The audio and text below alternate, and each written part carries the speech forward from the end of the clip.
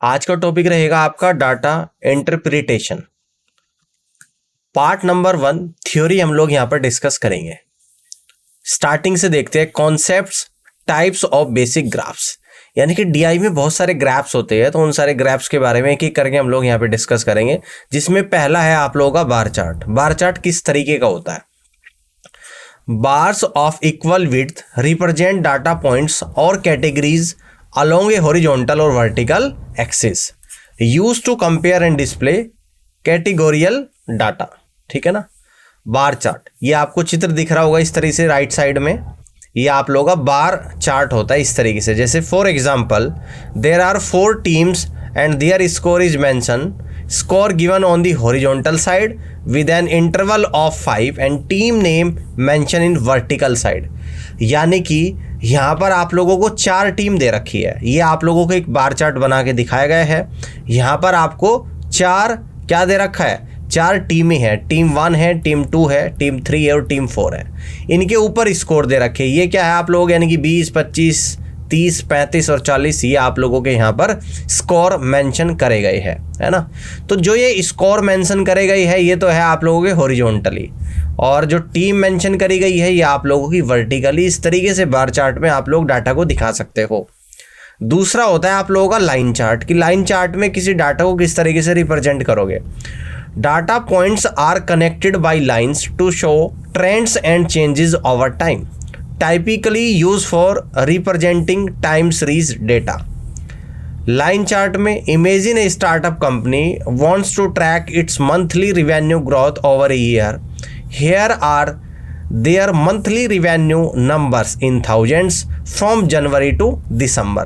यानी कि एक स्टार्टअप कंपनी है जिसकी हर महीने की रेवेन्यू की ग्रोथ को दिखाया गया है। उसको आप लोग लाइन चार्ट में किस तरीके से रिप्रेजेंट करोगे, जनवरी से दिसंबर तक। अब देखो जैसे यहाँ पर जो रेवेन्यू दिखाया गया है, जनवरी में कितना रेवेन्यू है, ये 10,000 थाउजेंड्स में वैल्यू रखी 10,000 रुपये है। फरवरी का वैल्यू कितना है, 12,000। मार्च का कितना है, 14,000। अप्रैल का 18,000। मई का 20,000। जून का 22,000। जुलाई 24,000। अगस्त 28,000। सितंबर 30,000। अक्टूबर 32। नवंबर 34 और दिसंबर 36। अब इसको दिखाना है हमें लाइन ग्राफ पे। अब लाइन ग्राफ पे इसको किस तरीके से रिप्रेजेंट करेंगे? Line chart representation. X axis represent the months from January to December. X X पे तो आप दिखाओगे जनवरी से दिसंबर तक के महीने, और Y axis represent the revenue in thousand, और वाई एक्स पे आप रिवेन्यू को रिप्रेजेंट करोगे जो कि हजारों में दे रखा है। Starting from January, you would plot a point for each month based on the revenue for that month. After plotting all the points, you would then connect them with a line. This gives a visual representation of how the revenue is changing from month to month. यानी कि सबसे पहले तो आप plotting करोगे, और plotting करने के बाद उनको लाइन से कनेक्ट कर दोगे, जिससे आप एक विजुअल रिप्रेजेंटेशन दिखेगी आपकी month two month growth revenue growth की। अब जैसे हमने यहाँ पर दिखाया है, ये आप लोगों को क्या है, रेवेन्यू है, ठीक है ना। ये आप लोगों का क्या है, मंथ्स दे रखे हैं यहाँ पर है आप लोगों के, ये मंथ्स है जनवरी से दिसंबर तक। और ये आप लोगों का क्या है यहाँ पर, रेवेन्यू। ये होता है आप लोगों का एक्स एक्सिस, ये होता है आप लोगों का यहाँ पर एक्स एक्सिस, और ये होता है आप लोगों का यहाँ पर वाई एक्सिस। क्लियर है बात। जैसे जनवरी में 10,000 रिवेन्यू था, फरवरी में 12, मार्च में 14, इस तरीके से दे रखा था। इनको एक लाइन के जरिए हमने यहाँ पे दिखाया। From this line chart you can observe trends over time such as consistent growth throughout the year. यानी कि इस लाइन चार्ट से आप लोगों को दिख रहा है कि इस स्टार्टअप कंपनी की कंसिस्टेंट ग्रोथ हो रही है, यानी कि बढ़ती जा रही है, ठीक है ना। चलिए अब देखो, if there were any sudden spikes or drops they would also be evident on the line chart, helping stakeholders understand and react to changes। यानी कि इस ग्राफ से आपको ये भी नज़र आता है कि कहाँ पर एकदम से सडन डाउन जा रही कंपनी, जिससे जो उस कंपनी में पैसे लगा रहे वो उस चीज़ पे रिएक्ट करे और उसमें चेंज कर पाए। तो ग्राफ के जरिए इस डेटा को बहुत ईजिली वे में आप लोगों के लिए रिप्रेजेंट किया जा सकता है। इसके बाद आता है आप लोगों का पाई चार्ट, है ना। टाइप्स ऑफ बेसिक ग्राफ में आपका पाई चार्ट आएगा। फर्स्ट पॉइंट क्या है, circular chart divided into slices और wages. with each slice size representing a proportion of the whole. Second है used to display parts of a whole and compare relative proportions. Pie chart को किस तरीके से दिखाते हैं, इस तरीके से जो आपको यहाँ पर दिख रहा है एक सर्कल के अंदर, जिसमें परसेंटेज वाइज आप लोगों को डिस्ट्रीब्यूट किया गया है। जैसे ब्लू कलर में शॉप ए है जो 37% है, बी कलर में शॉप बी है, ब्लैक कलर में जो 25% है, और शॉप सी जो 13% है, और शॉप डी आप लोगों की जो 25% है। Percentage of banana sold 4 different shop, यानी कि 4 अलग अलग शॉप पर कितने बनाना को बेचा जा रहा है, कितना परसेंट बेचा जा रहा है, वो इसको पाई चार्ट में दिखाया गया है। इस तरीके से आपका पाई चार्ट बनता है। इसके बाद बनता है आप लोगों का histograms. Histograms are similar to bar graph. यह बार ग्राफ के जैसा ही होता है, but are use to represent continuous data. But इसमें जब रिप्रेजेंट करते हैं तो डाटा आपका कॉन्टिन्यूअस डाटा आता है। अब कॉन्टिन्यूअस का यहाँ पे क्या मतलब है ये भी बताऊंगा। Such as age groups, time intervals or measurement ranges. The bars in histograph have no gap between them since the data is continuous. Histogram are useful for displaying the frequency distribution of data and identifying pattern or trends. यानी histogram जो होता है वो इस तरीके से बनेगा, continuous data रहेगा इसमें। कॉन्टिन्यूअस यानी कि इस तरीके से ऐसे बनेगा, मान लो ऐसे बनेगा, ऐसे बनेगा, ऐसे बनेगा, और ये आप लोग ऐसे यहाँ पे बनेगा, ये बनेगा, ये बनेगा। कॉन्टिन्यूअस डाटा रहता है, बीच में कोई गैप नहीं रहता, तो वो होता है आप लोगों का हिस्टोग्राम। फॉर एग्जाम्पल मैं आपको बना के दिखाता हूँ हिस्टोग्राम। एग्जाम्पल ले लेते हैं। Imagine you are a school teacher and wants to understand the distribution of scores on a math test out of 100। यानी कि आप ये मान लो कि आप एक स्कूल टीचर हो और मैथ के टेस्ट में से 100 में से जो बच्चों के नंबर आ रहे उनको हिस्टोग्राम में रिप्रेजेंट करना है। You have 50 students and collected the following scores distribution, है ना। 50 बच्चे हैं आपकी क्लास में, तो 50 बच्चों को कितने कितने नंबर 100 में से आए हैं उसको रिप्रेजेंट करेंगे हिस्टोग्राम में। 0 से 10 पॉइंट्स प्राप्त करने वाले 2 स्टूडेंट हैं, 10 से 20 पॉइंट्स प्राप्त करने वाले 3 स्टूडेंट, 20 से 30 पॉइंट प्राप्त करने वाले 4 स्टूडेंट्स, 30 से 40 प्राप्त करने वाले 5 स्टूडेंट, 40 से 50 प्राप्त करने वाले 6 स्टूडेंट, 50 से 60 जिनके आ रहे हो 5 बच्चे हैं, 60 से 70 वाले 8 है, 70 से 80 वाले 7 है, 80 से 90 वाले 6 हैं, और 90 से 100 वाले 4। इस तरीके से आप लोगों के स्टूडेंट्स दे रखे, इसको हिस्टोग्राम में दिखाएंगे। हिस्टोग्राम रिप्रेजेंटेशन कैसे करेंगे। Imagine a graph with an X axis and Y axis. X X पे क्या रिप्रेजेंट करेंगे, X axis represent the score range. X X पे हम स्कोर रेंज को रिप्रेजेंट करेंगे, जैसे 0 से 10, 10 से 20, 20 से 30, 30 से 40, और ऐसे ही 90 से 100 तक। और वाई एक्स पे हम क्या रिप्रेजेंट करेंगे, the Y axis represent the number of students. Y X पे नंबर ऑफ स्टूडेंट्स को रिप्रेजेंट किया जाएगा। For each score range on the X axis there is a vertical bar that rises up to the number of students who scored in that range of the y-axis. For instance, the bar for the 0 to 10 score range would rise up to 2 on the Y axis. चलिए देखते हैं। अब ये histogram में से represent किया गया, देखो 0 से 10 है, 10 से 20, 20 से 30, 30 से 40, ये एक्स एक्सिस पर आपके क्या दिखाया गया है, नंबर का स्कोर दिखाया गया है। यहाँ पर नंबर ऑफ स्टूडेंट्स है वाई एक्सिस पर। अब देखो 0 से 10 नंबर या 10 पॉइंट प्राप्त करने वाले 2 स्टूडेंट्स, 10 से 20 पॉइंट प्राप्त करने वाले 3 स्टूडेंट्स, एंड सो ऑन 90 से 100 तक के आप लोगों को यहाँ पर दे रखे है। This way you can see at the glance that most student scored between 60 to 70 and 70 to 80। तो देखो यहाँ पर कितना इजीली दिख रहा है, सबसे ज़्यादा जो बच्चे हैं या तो उनके 60 से 70 नंबर आ रहे या उसके बाद 70 से 80 नंबर आ रहे। इस हिस्टोग्राम के जरिए बहुत ही इजी वे में आप लोगों को दिख रहा है यहाँ पे, है ना। तो इसका सारे डाटा जो है हमने उस सारे डाटा को हिस्टोग्राम में चेंज कर दिया, ठीक है ना। अब टाइप्स ऑफ क्वेश्चंस को देखते हैं। There are 9 types of questions. पहला टाइप जो है reading data from graphs, second type है परसेंटेज कैलकुलेशन, थर्ड टाइप है रेट ऑफ चेंज, फोर्थ है कंपैरिजन एंड एनालिसिस, फिफ्थ है calculating measures from data, sixth है ड्राइंग कंक्लूजन्स, सेवंथ है percentage increase और डिक्रीज, एट्थ है सॉल्विंग वर्ड प्रॉब्लम्स, नाइन्थ है ratio and proportion. First type को यहाँ पर हम लोग देखते हैं। Reading data from graphs, it helps in comparison and highlight key points out of a graph to answer necessary questions. First problem को यहाँ पर समझते हैं कि किस तरीके प्रॉब्लम दे रखी है यहाँ पे। Study the distance time graph given below for a car to travel to certain places and answer the questions the follow. यानी कि आप लोगों को यहाँ पे डिस्टेंस और टाइम का एक ग्राफ दे रखा है जिसमें कार एक दूरी को कवर करती है, तो कुछ क्वेश्चंस आपसे पूछे जाएंगे, उन सवालों का जवाब आपको यहाँ पर देना है। जैसे पहला क्वेश्चन यहाँ पर पूछा जा रहा है कि how far does the car travel in 2 hours, यानी कि कार 2 घंटे में कितना ट्रैवल करेगी। देखो यहाँ पर 2 घंटे हैं, यहाँ तक ट्रैवल कर रही है। अब ये 50-80 के बीच में तो थोड़ा सा ज़्यादा है, ग्राफ में और ज़्यादा क्लियरिटी रहेगी, यानी कि इसको हम लोग 80 ले लेंगे यहाँ पे, ठीक है ना भाई। 50-100 के बीच में थोड़ा सा आधे से ऊपर है, यानी कि कितना ट्रैवल कर रही है, 80 किलोमीटर ट्रैवल कर रही है। सेकंड क्वेश्चन जो पूछा जा रहा है, how much time does the car take to reach 200 kilometre, car को 200 किलोमीटर जाने में कितना समय लग रहा है। देखो यहाँ तक पहुँच रही है कार 200 किलोमीटर, तो कितना समय लग रहा है, तो यहाँ से पता लग रहा है कि 5 घंटे का समय लग रहा है। और तीसरा क्वेश्चन बनता है, how long does the car take to cover 80 kilometre, यानी कि कार को 80 किलोमीटर जाने में कितना समय लग रहा है, 2 घंटे लग रहा है। अभी तो करा था पहले क्वेश्चन में। इसके बाद फोर्थ जो क्वेश्चन यहाँ पर बन रहा है, how far is Q from the starting point, Q starting point से कितनी दूरी पर है ना। क्यू जो है वो स्टार्टिंग पॉइंट से कितनी दूरी पर है, क्यू यानी कि आप लोगों का यहाँ पर है ना, 100 के ऊपर यानी कि 120, कितनी दूरी पर है, 120 किलोमीटर की डिस्टेंस पर है।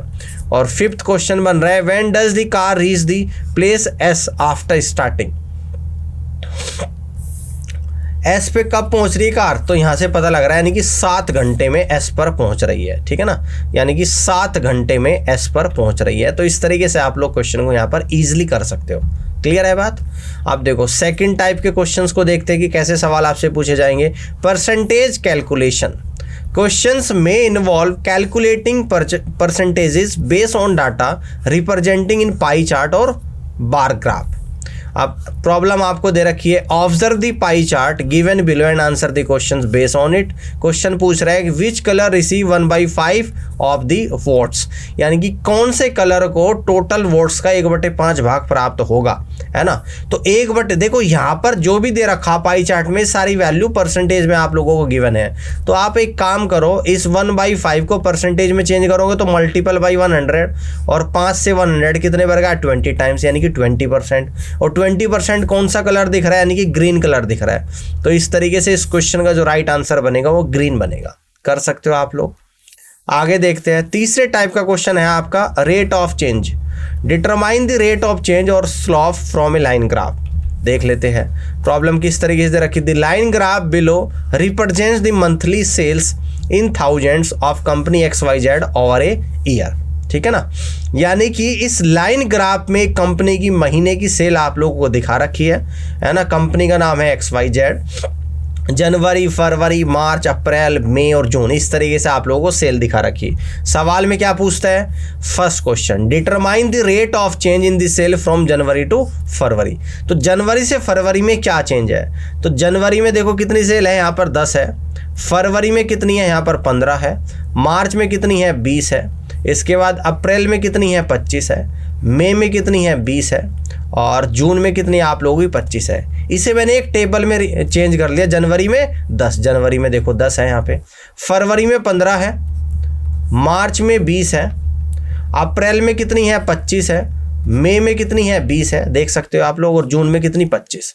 अब यहाँ पर कह रहे हैं कि determine the rate of change in sales from January to February. तो जनवरी से फरवरी में कितना चेंज है, 5000 का, 1000 में वैल्यू दे रखी, तो 5000 का चेंज है। 5000 का चेंज यहाँ पर किस में है, जनवरी से फरवरी की सेल में, ठीक है ना। कितने का है, 5000 का यहाँ पर चेंज है। क्लियर हो गई बात, समझ में आ गई। अब प्रॉब्लम सेकंड में क्या पूछता है कि what does a negative rate of change indicate about the sales of the company. ऐसा कौन सा महीना है जिसमें नेगेटिव सेल हो रही। देखो 10 से 15 यानी कि प्लस में है, 15 से 20 है ना, 15 से 20 तो यानी कि यहाँ पर भी 5 प्लस में, 20 से 25 5 प्लस में, 25 से 20 -5 हो रहा है, यानी कि अप्रैल से मई के महीने में निगेटिव क्या हो रही है, निगेटिव सेल हो रही है, ठीक है ना। A negative rate of change indicates that the sale of company are decreasing during that period, ठीक है ना, ड्यूरिंग दैट पीरियड, ठीक है ना। For instance the sales decrease from April to May as depicted by the downward slope of the line on the graph, यानी कि अप्रैल से मई में हो रही है, यानी कि कहां से कहां हो रही है, अप्रैल से मई में निगेटिव सेल यहां पर हो रही है। तो फोर्थ टाइप के जो क्वेश्चन यहां पर बनेंगे, comparison and analysis, compare data from different graphs और चार्ट एंड एनालाइज ट्रेंड्स और पैटर्न्स। प्रॉब्लम कैसे पूछेगा आप लोगों से, the graph given below show the mark obtain out of 10 by Sonia in 2 different test, study the graph and answer the questions that follows. अब देखो सवाल बोलते हैं, यहाँ पे ग्राफ दे रखा, यहाँ पर 2 टेस्ट है, ब्लू रिप्रेजेंट करता है टेस्ट 1 को और ये डॉटेड वाला जो ब्लैक में दिख रहा है टेस्ट 2 को रिप्रेजेंट करता है। यहाँ पर जो एक्स एक्सिस पे आप लोगों को क्या दे रखा, सब्जेक्ट दे रखी है, English, Hindi, maths, science, SST, और वाई एक्सिस पे आप लोगों को क्या दे रखे, मार्क्स दे रखे, किस सब्जेक्ट में कितने मार्क्स आपके आ रही है। अब पहला जो सवाल आपसे यहाँ पे पूछता है कि what information is represented by the axis, यानी कि एक्सिस पर कौन कौन सी इंफॉर्मेशन है। तो एक्स एक्सिस पे क्या है, सब्जेक्ट के नाम है, और वाई एक्सिस पे क्या है, उन सब्जेक्ट में कितना स्कोर किया है। ये इसका आंसर होगा पहले क्वेश्चन का। दूसरे का क्या होगा, in which subject did she score the highest in test 1, कौन से सब्जेक्ट में टेस्ट 1 में सबसे ज्यादा स्कोर किया, यहाँ पर करा है, कौन सा है यहाँ पर, मैथ्स, यानी कि टेस्ट 1 में सबसे ज्यादा स्कोर मैथ्स में करा है। और तीसरा क्वेश्चन है, in which subject did she score the least in test 2, टेस्ट 2 में सबसे कम स्कोर कहाँ पे करा है, तो टेस्ट 2 ब्लैक वाला है यहाँ पर और यहाँ पर। तो सबसे कम जो स्कोर है यहाँ पर इंग्लिश में है और जी हिंदी में है। फोर्थ क्वेश्चन पूछता है कि in which subject did she score the same marks in both the test, कौन से टेस्ट में सेम स्कोर करा है, कौन से टेस्ट में से, यानी कि कौन से सब्जेक्ट में, in which subject did she score the same marks in the both test, दोनों टेस्ट में ऐसा कौन सा सब्जेक्ट है जहां पर सेम स्कोर करा है। देखो यहां पर भी क्या है 8 और यहां पर भी 8 है, तो ऐसे सब्जेक्ट कौन से है भाई, तो ऐसे सब्जेक्ट कौन से है आप लोगों के, टेस्ट 1 में तो हिंदी है और टेस्ट 2 की अगर मैं यहां पर बात करूं तो एसएसटी है, हिंदी और एसएसटी है। यहाँ पर क्या आएगा, यहाँ पर क्या आप लोगों का निकल कर आएगा, यानी कि दोनों टेस्ट में अगर सेम स्कोर किया है तो वो सब्जेक्ट आप लोगों का यहाँ पर क्या निकल कर आएगा। और एक ये वाला सब्जेक्ट भी आ रहा है यहाँ पर, इस पे भी सेम स्कोर किया है यहाँ पे, यानी कि ये मैथ्स आप लोगों का यहाँ पर निकल कर आ रहा है, ठीक है ना। यानी कि टेस्ट 1 में जो स्कोर हिंदी में किया है वही स्कोर टेस्ट 2 में मैथ और साइंस में किया है, मैथ और साइंस में करा है। समझ में आ गई बात।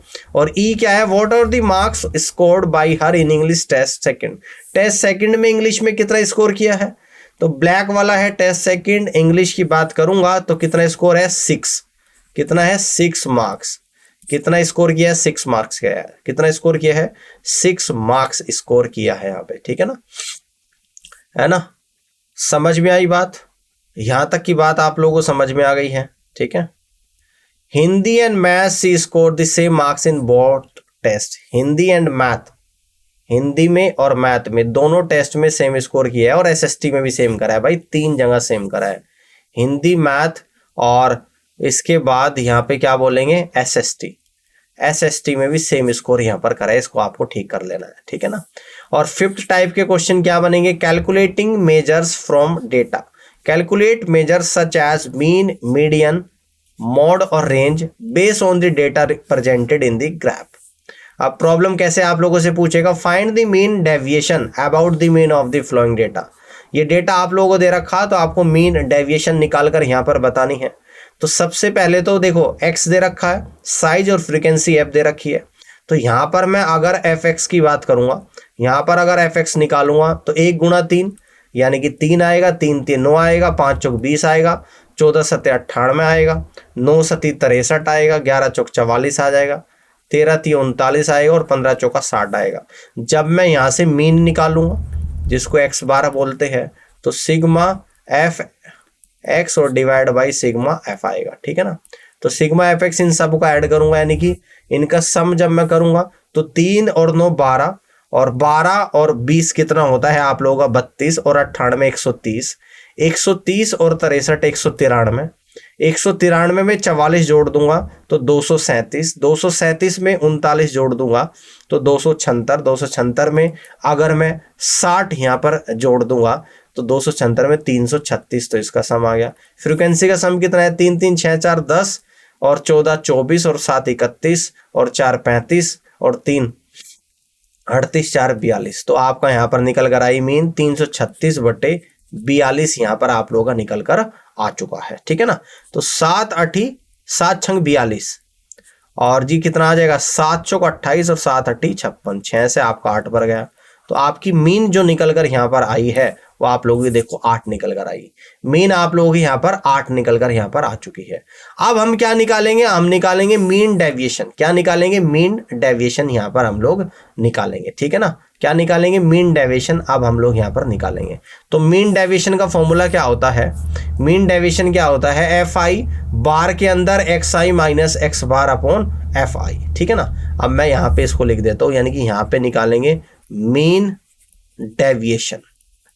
ये निकल कर आ जाएगा आप लोगों का, ये आप लोगों का निकल कर आएगा, यानी कि एफ आई सिग्मा एफ आई और ब्रैकेट के अंदर एक्स आई और माइनस एक्स के ऊपर बार और डिवाइड बाई सिग्मा एफ आई। ठीक है ना, आप देखो एक्स आई ये आप लोगों का होता है एक्स आई और ये होता है आप लोगों का यहाँ पर एफ आई। तो एक्स आई यानी कि 1 है और 1 में से मीन एक्स बार इसको माइनस करूँगा 8 को, तो कितना आएगा 1 माइनस 8 माइनस 7 आएगा। और ये मोड के अंदर आप लोगों का यहाँ पर आ रहा है, ये किसके अंदर आ रहा है, मोड के अंदर आ रहा है। देखो आप क्या निकालना, sigma F I into X I minus X bar. तो एफ आई कितना है आप लोगों का 3 है, तो यहाँ पे तो मैं लिख दूंगा 3 और इस 1 में से क्या माइनस करूंगा, इस 8 को करूंगा, तो ये निकल कर आएगा 1 में से 8 माइनस करूंगा तो -7, 3 इंटू -7 प्लस, आप देखो यहाँ पर कितना है 3 है, तो 3 इंटू इस 3 में से माइनस करूंगा किसको, 8 को, तो -5 वो भी बार के अंदर और प्लस का, यहाँ पर कितना आएगा 4 आएगा और अंदर क्या है 5 में से माइनस करूंगा 8 को तो माइनस का 3 आएगा। यहाँ पर क्या है आपका 14 है और यहाँ पे क्या करूंगा 7 में से 8 को माइनस तो माइनस का 1 आएगा प्लस का। यहाँ पर 7 है, 9 में से 8 को माइनस करूंगा तो 1 आ जाएगा तो गुणा 1 कर दूंगा सीधा। यहाँ पर 4 है तो 4 गुणा 11 में से 8 माइनस तो 3 कर दूंगा। यहाँ पर 3 है, 3 गुणा 13 में से 8 माइनस तो 5 कर दूंगा प्लस। यहाँ पर 4 है, 4 गुणा 15 में से 8 माइनस तो 7 कर दूंगा और डिवाइड बाई एफ आई का सम यानी कि फ्रीक्वेंसी का सम जो कि 42 ऑलरेडी आ रखा है। तो मोड ऑफ -7 7 होता है और 7 3 21 यहाँ पर आएगा 21 प्लस 3 पंजे 15 आ जाएगा, 4 3 12 आएगा, ये 14 आएगा आपका, 7 आएगा, 12 आएगा, 15 आएगा और 28 आएगा। इसको डिवाइड करना है आप लोगों से, यहाँ पे 42 है तो कितना आएगा, इन सब को अब ऐड कर लेते हैं। 21 में 15 जोड़ दूंगा 36, 36 में 12 जोड़ दूंगा 48, 48 में 14 जोड़ दूंगा तो 62, 62 में 7 जोड़ दूंगा 69, 69 में 12 जोड़ दूंगा 81, 81 में 15 जोड़ दूंगा तो आप लोगों का 96 और 96 में 28 जोड़ दूंगा 124, 124/42।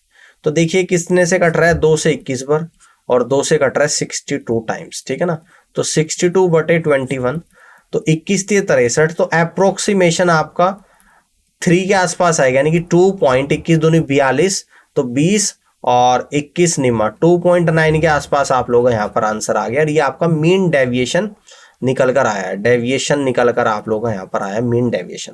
तो इस तरीके से आप लोग यहाँ पर क्वेश्चन को निकाल सकते हो। 6th जो टाइप यहाँ पर बनेगा वो बनेगा drawing conclusions, giving conclusion based on the information presented in the graph.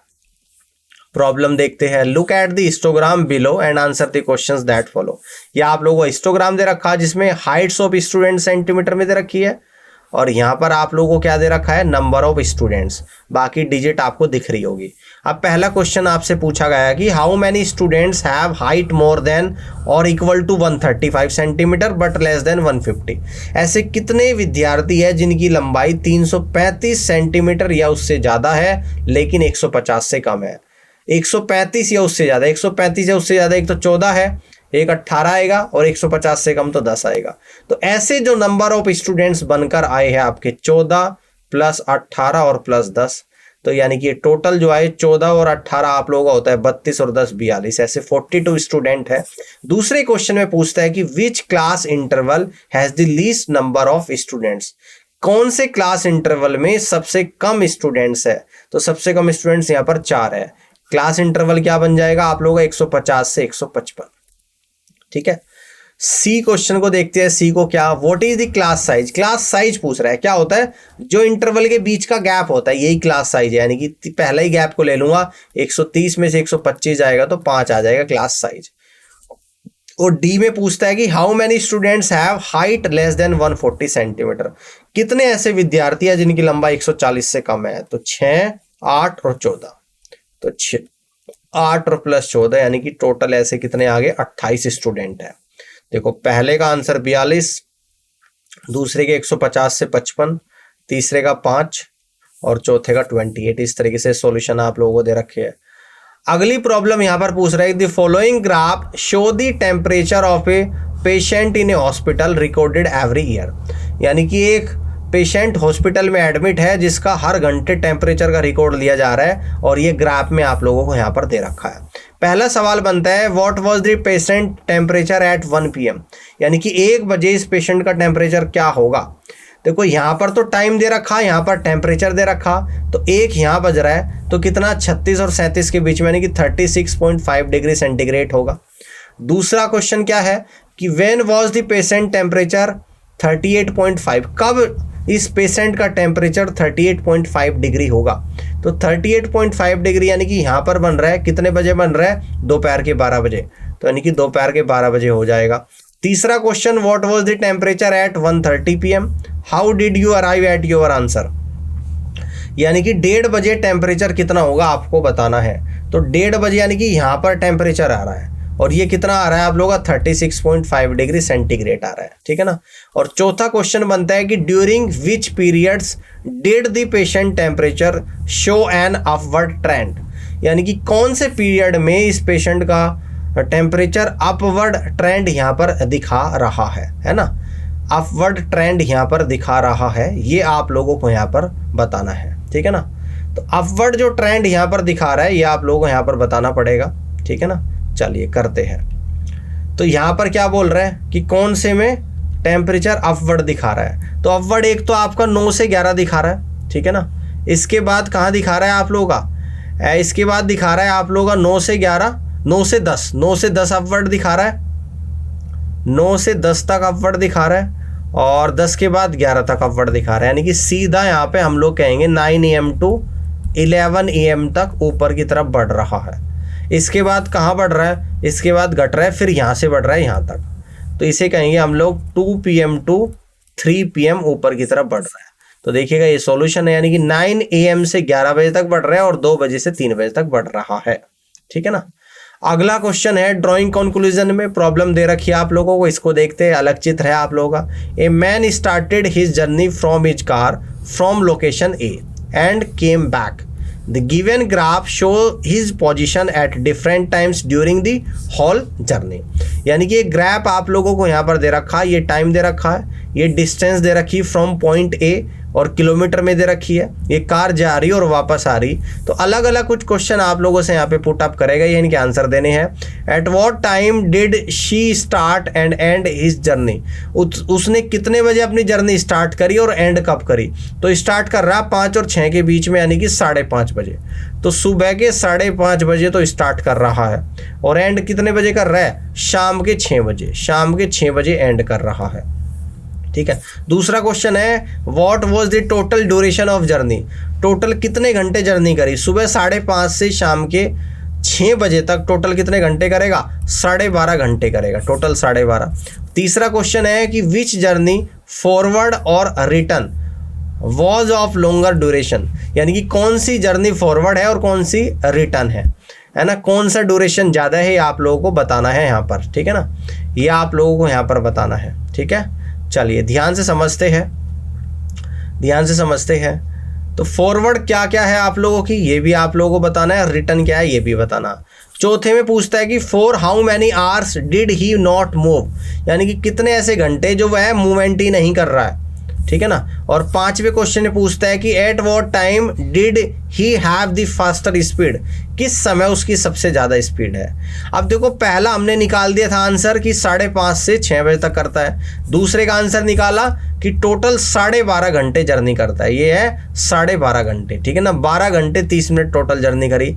और तीसरे क्वेश्चन में क्या बोल रहा है कि उसकी फॉरवर्ड और रिटर्न में कौन सी ड्यूरेशन लॉन्ग है, ये आप लोगों को बताना है, ठीक है ना। उसकी जो फॉरवर्ड जर्नी है वो 5:30 बजे स्टार्ट हो रही और कब तक चल रही है, दोपहर के 2 बजे तक। अब फॉरवर्ड ड्यूरेशन में यहाँ पर निकालूंगा, समझ लेना बात को। फॉरवर्ड ड्यूरेशन कितनी निकलेगी, सुबह 5:30 बजे से दोपहर के 2 बजे तक चलता है, तो टोटल ड्यूरेशन आप लोगों की निकल कर आई 8.5 घंटे। कितने आए निकल कर, 8.5 घंटे। और जो रिटर्न ड्यूरेशन में यहाँ पर निकालूंगा, रिटर्न ड्यूरेशन, तो ये आप लोगों को कितने निकल कर आएगी, तो 2 से 6 तक चलता है, 2 PM टू 6 PM, तो ये आप लोगों की निकल कर आएगी यहाँ पर 4 घंटे, ठीक है ना। तो यानी कि फॉरवर्ड ड्यूरेशन क्या है, ज़्यादा है। अब डी क्वेश्चन में क्या पूछ रहा था कि ऐसा कौन सा समय है जब वह मूवमेंट ही नहीं कर रहा था। देखो यहाँ पे 6:30 बजे से और 9:30 बजे तक कोई मूवमेंट नहीं है, 6:30 से सुबह के 6:30 से 9:30 तक कोई मूवमेंट नहीं है। उसके बाद देखो यहाँ 10 बजे से और 1 बजे तक, उसके बाद सुबह के 10 बजे से 1 बजे तक भी कोई मूवमेंट यहाँ पर नहीं है। ये 2 ऐसे पॉइंट है जहाँ पर सेम स्पीड से वह चल रहा है, कोई मूवमेंट नहीं है। अब 5वां क्वेश्चन था फास्टेस्ट स्पीड उसकी कब है, तो जहाँ पर है सबसे ऊपर दिख रहा है आप लोगों को, यहाँ पर है, तो सबसे फास्टेस्ट स्पीड जो है उसकी कब होगी, 2 बजे होगी। कितने बजे हो जाएगी, 2 बजे होगी। इस तरीके से आप लोग सभी सवालों के जवाब दे सकते हो। क्वेश्चन 7th टाइप के क्वेश्चंस को यहाँ पे देखते हैं कि 7 टाइप में कैसे सवाल बनेंगे। परसेंटेज इंक्रीज और डिक्रीज, क्वेश्चंस में involve calculating the percentage increase और decrease between 2 data points presented in the graph. तो प्रॉब्लम में क्या बोल रहा है कि by what percentage did the number of birth increase in 2005 from the previous year. तो नंबर ऑफ बर्थ येलो है और नंबर ऑफ डेथ आप लोगों का ब्लू है। ये आप लोगों का ईयर वाइज दे रखा है यहाँ पर मिलियंस में। ये जो 1 2 3 4 5 है ना, ये मिलियंस में डेटा आपको दे रखा है। तो कहता है कि by what percentage did the number of birth increase in 2005 from the previous year. तो 2005 में नंबर ऑफ बर्थ की बात यहाँ पर हो रही है, जो कि यहाँ पर है कि नहीं है। 7 और 6 के बीच में यानी कि ये 6.5 है। पिछले साल यहाँ पर है जो कि 3 है, तो 3 से 6.5 जा रहा है, तो कितना परसेंट इंक्रीज कर रहा है, यानी कि 3 से 6.5 जा रहा है तो 3.5 बढ़ गया। परसेंटेज इंक्रीमेंट देखेंगे तो गुणा 100 कर देंगे, पॉइंट हटाऊंगा तो 0 जाएगा, यानी कि 350/3 और ये आएगा 3 × 3 3 × 3 3 चंग 18, 116.67% का इंक्रीमेंट हो रहा है, जिसको रफली आप लोग 117% भी कह सकते हैं, ठीक है ना। तो इस तरीके से रफली 117% का लगभग इंक्रीमेंट हो रहा है 2005 में नंबर ऑफ बर्थ का प्रीवियस ईयर के मुकाबले। अब 8th टाइप में कैसे सवाल बनेंगे, solving word problems. Problems may be presented as word problem, need to use the information given in the graph to answer the questions। Problem दे रखी है आपको, which of the following is not a random experiment, कौन सा random experiment नहीं है। Tossing a coin, जब एक कॉइन को मैं टॉस करूंगा ऊपर तो आपको पता नहीं कि हेड आएगा टेल आएगा, तो ये आपका क्या है, ये तो रैंडम एक्सपेरिमेंट है। रोलिंग ए डाई, जब एक डाइस को रोल करूंगा तो आपको नहीं पता क्या नंबर आएगा, 1 आएगा 2 आएगा 3 4 5 6, नहीं पता ना, तो ये भी आपको नहीं पता, तो इसका मतलब रैंडम एक्सपेरिमेंट है। Choosing a card from A deck of 52 cards, अगर 52 पत्तों में से कोई एक कार्ड निकाल लो, आपको पता है कि कौन सा कार्ड आएगा, नहीं पता है, तो ये जिस चीज के बारे में नहीं जानकारी तो वो रैंडम एक्सपेरिमेंट होता है। आप देखो 4th है throwing a stone from the roof of A building, अगर एक बिल्डिंग की छत से मैं पत्थर को नीचे फेंक दो तो आपको पता क्या होगा, हाँ मुझे पता है वो नीचे जाके गिरेगा, है ना। तो ये क्या है आप लोगों का, ये आप लोगों का रैंडम एक्सपेरिमेंट नहीं है, तो D is the right answer of this question, ठीक है ना। ये सॉल्यूशन आपको दे रखा, आप यहां पे देख सकते हो। 9th टाइप में किस तरीके के सवाल बनेंगे, ratio and proportion. Data presented in ratios and proportion and using that information to answer the questions. अब प्रॉब्लम आपको दे रखी है, the following pie chart represents the distribution of proteins in parts of human body. What is the ratio of distribution of protein in the muscles to that of protein in bones? Protein in muscles और bones का ratio आप लोगों को बताना है। तो muscles में 1/3 है और बोन्स में 1/6 है। तो ये रेशो जब निकालेंगे तो क्रॉस मल्टीप्लाई कर लेना है ऐसे। इस रेशो को मैं लिख दूंगा 6:3 और 6:3 क्या होता है, 2:1 होता है। यानी कि यहाँ पर जो आप लोगों का मसल्स और बोन्स का जो रेशो निकल कर आएगा वो आएगा 2:1। This is the final answer of this question. तो इस तरीके से आप लोग यहाँ पर कर सकते हैं। उम्मीद करता हूँ कि आज की क्लास आपको पसंद आई होगी और इस पूरी क्लास को देखने के लिए आप सभी का धन्यवाद।